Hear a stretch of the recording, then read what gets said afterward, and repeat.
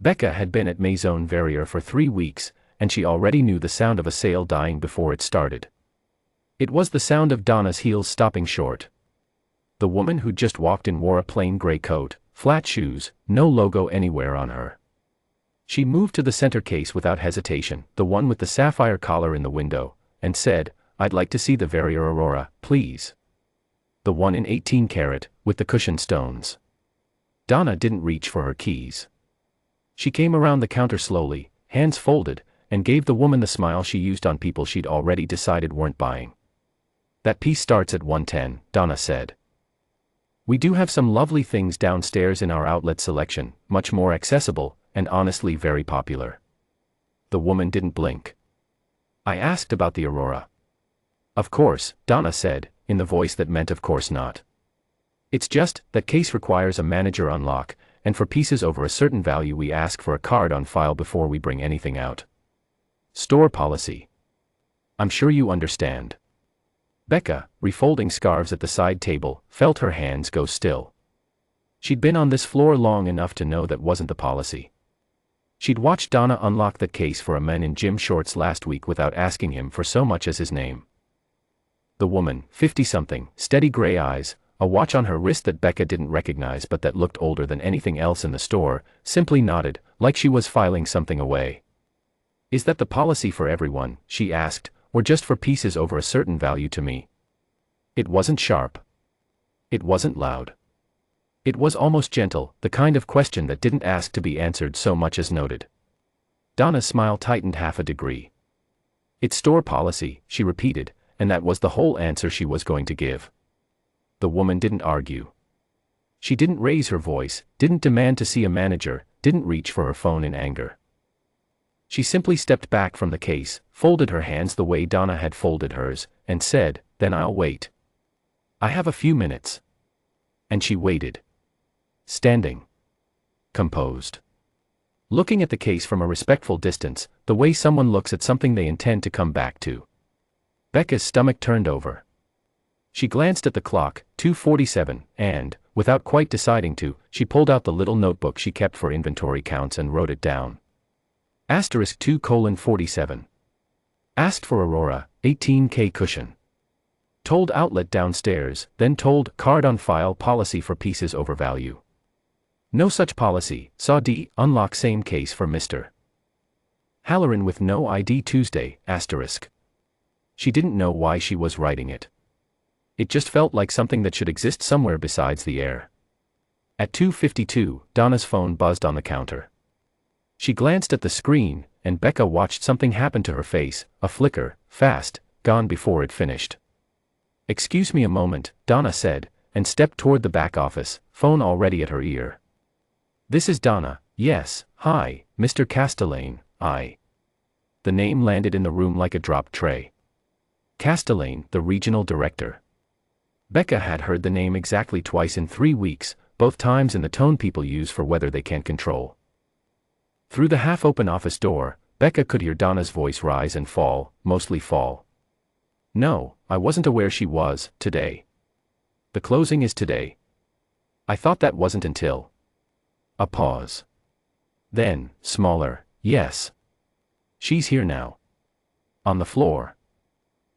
Yes, I'll bring her back right away." Donna came out of the office moving differently than she'd gone in, quicker, looser at the shoulders, like a person trying to seem like they hadn't just been told something. "Ms." Donna started, and stopped, because she didn't have a name to put there. "I'm so sorry for the wait. Mr. Castellane would like a word, if you have just a moment, he's on the line for you." The woman in the gray coat looked at her for a moment. Not unkindly. Just steadily, the way you'd look at someone you were deciding whether to be angry at, and deciding not to bother. "Of course," she said, and walked to the counter, and picked up the phone Donna held out to her like it might be hot. "This is a D's," she said. Becca had stopped pretending to fold scarves entirely now. So had the two customers by the watch case. The whole floor had gone quiet in that particular way a room goes quiet when it senses it's about to learn something it should have known already. "Yes," the woman, a D's, said into the phone, calm as ever. "I came by early. I wanted to see the flagship floor before the paperwork, while it was still She paused, glanced once around the boutique, at the cases, the lighting, the staff frozen mid-motion, while it was still someone else's. A beat. No, that's all right. It's been informative. Her eyes moved, briefly, to Donna. I'll see you at 4 for the signing. Thank you, Marcus. She handed the phone back. Donna took it with both hands, like an offering. MS. Mensa, Donna said, and now she had the name, and it clearly cost her something to say it. I had no idea. I'm so sorry, I didn't realize you were. I know, Adiz said. Still gentle. Still level. That was rather the point of standing here for 5 minutes, Miss Pratt. To see what the floor looks like when no one's expecting the chairwoman. The word landed and stayed in the air.